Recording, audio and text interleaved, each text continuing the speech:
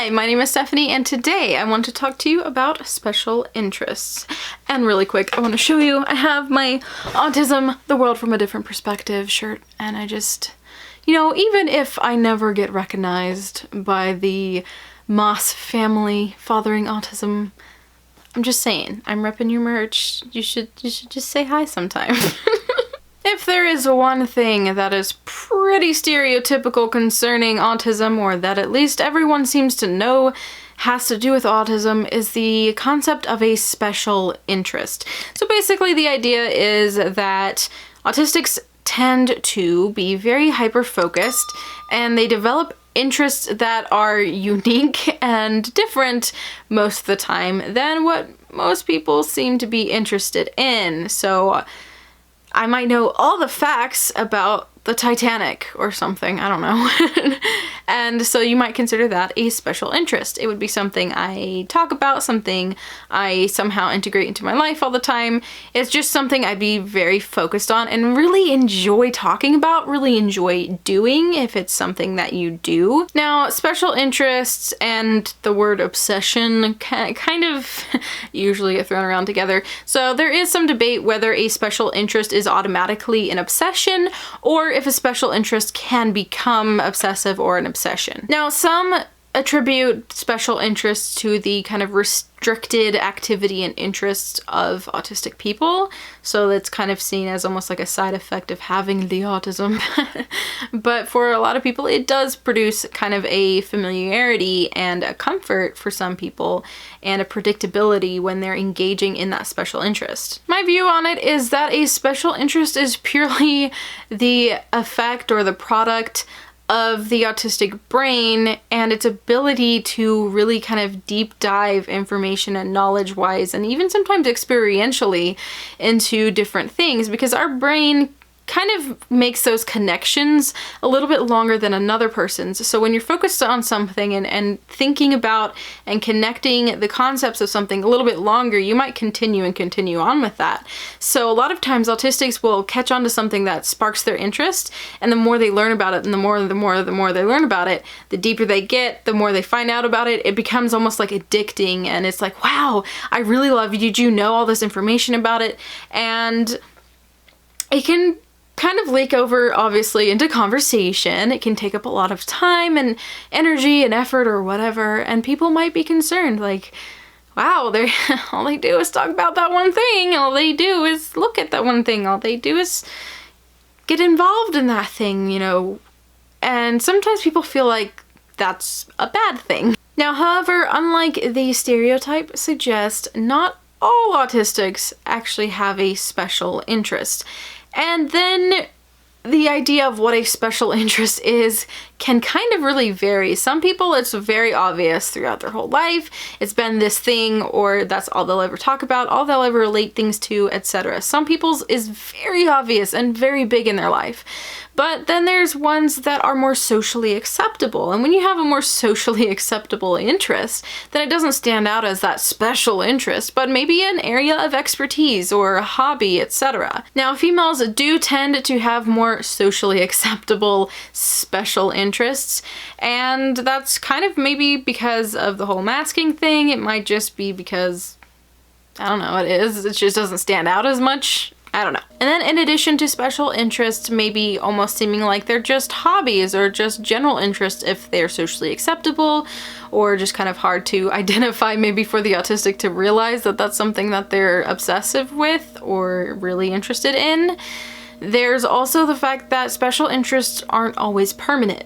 Again, some people will experience a love and affinity for something, and it will continue for their whole life. There are a lot of people, however, who will invest a lot of time and energy and interest and have all this information about this thing, and one day they wake up and they just don't care. They just don't care about it anymore.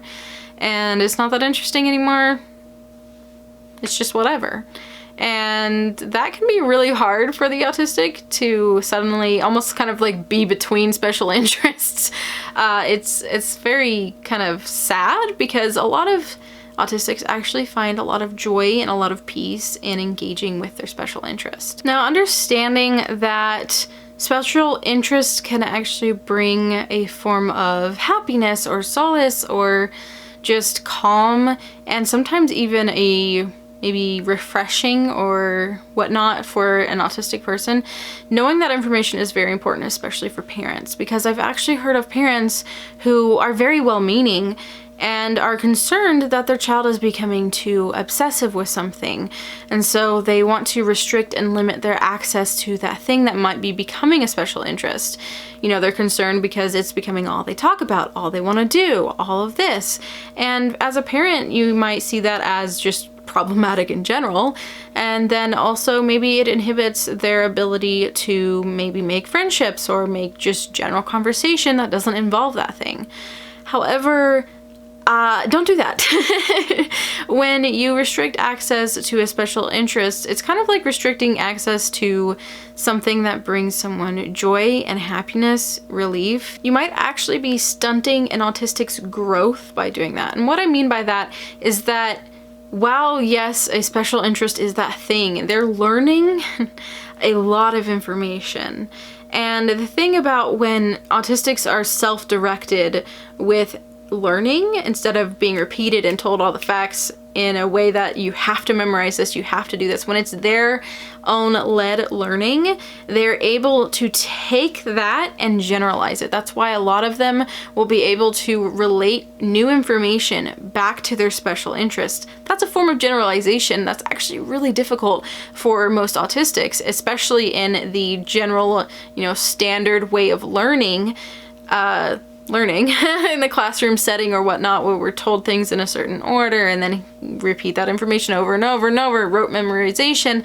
That kind of stuff is actually really hard for an autistic person to generalize. So when they're able to engulf themselves in that special interest, they're also using it as a way to see the world in a process the world and see the world and understand the world in a way that's safe, interesting, and fun for them. So while it seems like, they're just doing this one thing and that's all they talk about, that's all they do, that's really destructive for them, it's really not. Autistic people are just different like that, and we kind of deep dive into specific targeted things. Now, autistics themselves may become ashamed of their special interests and try to hide them and not talk about them and kind of secretly indulge in them.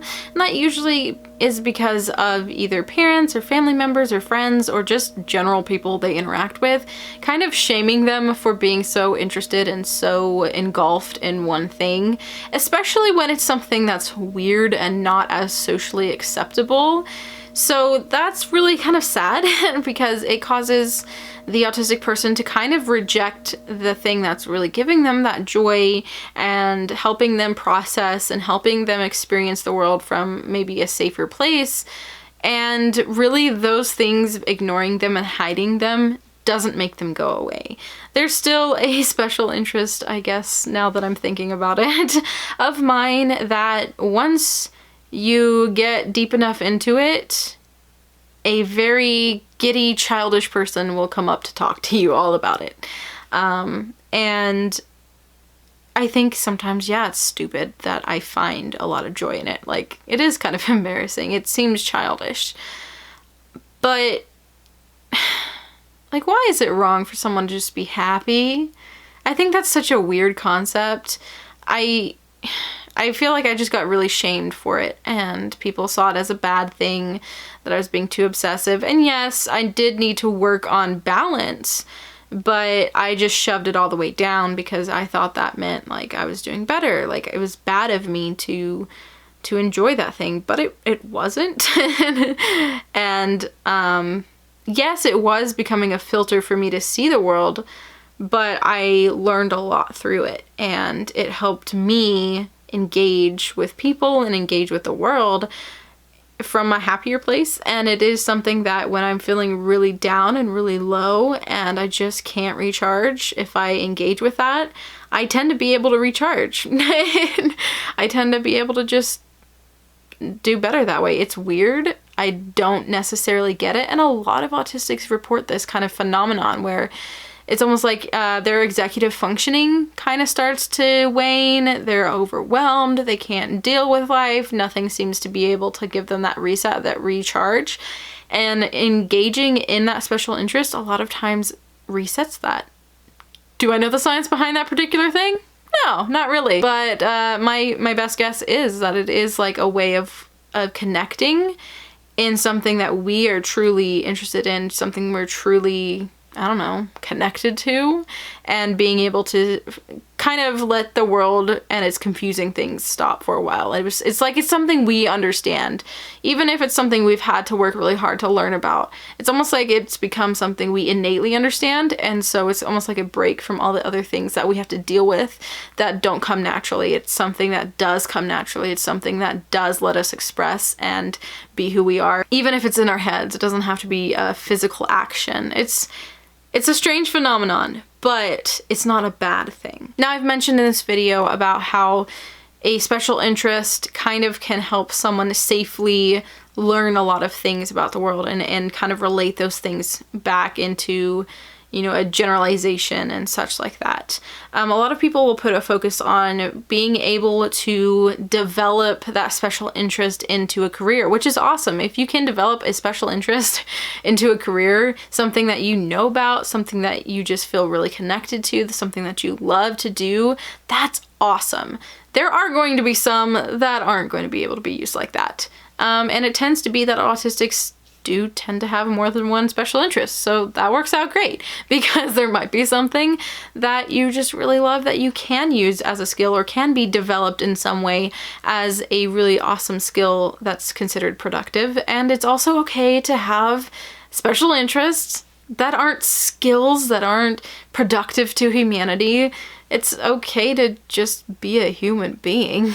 So there you go. That's my basic rundown, my perspective on special interests and the way people perceive them and the way that I think they work and all that jazz. Hopefully this video was helpful. If you enjoyed it, go ahead and hit that thumbs up or like button and let me know your thoughts in the comments below. If you have a special interest, special interests, if you experience that phenomenon of like being really deep into a special interest and then poof, it's gone, and then you have another one or in between special interests, or you just had one or two or three or whatever that have carried you through life. All that kind of stuff, just let me know in the comments below. And yeah, if you enjoy this kind of content from me, go ahead and hit subscribe. I try to upload autism related content to this channel every Thursday at 4 p.m. Central Standard Time. Now, if you want to, you can go ahead and check out my Patreon. It's going to be in the description box and on the end screen. That's just a way for people to monetarily support this channel, to help me as I create these videos and spread information about autism and hopefully connect people and, you know, help get rid of that stigma against autism. If you want to check that out, you can. Don't feel pressured. It's all good. I love you being here anyway. Thank you so much for being here, and I hope that you're having a wonderful week, and see me in my next video. Bye!